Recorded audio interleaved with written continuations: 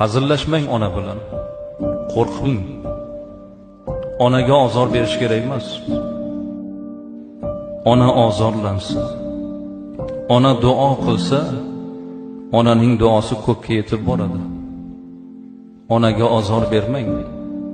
U kelin bo'ladimi, ayolingiz bo'ladimi, zarracha ozor bermang. Abbos ibn Abdul Muttolib aytadilar: biz uchun yaqin bo'lgan madinalik ansoriy bir yigitni og'ir xastaligini eshitib ko'rgani kirdik. Kirsak, haqiqatan holi tang holda edi. Bir vaqt g'arg'ara kelib jon taslim qildi, vafot etdi.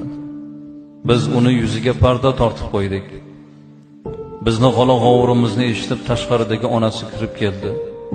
Farzandini yoniga o'tirdi, bolasini yuzini ochdi, u yog'ini ushladi, bu yog'ini ushladi, bolasini o'lganligini ishonchini hosil qilib, qo'lini ochib duo qildi: Parvardigor, ko'kda sendan boshqa, yerda yolg'iz shu bolamdan boshqa men keksa bandangni hech kimi yo'q. Bolamni jonini qaytar.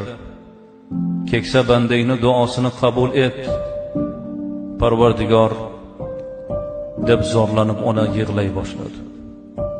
Biz hayron qoldik.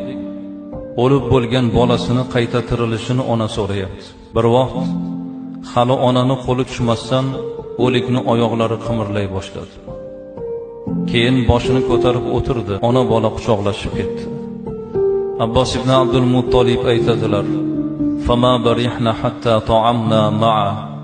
Biz onasini duosi bilan o'lib tirilgan yigit bilan ovqatlanib, keyin ko'chaga chiqib ketdik dedilar.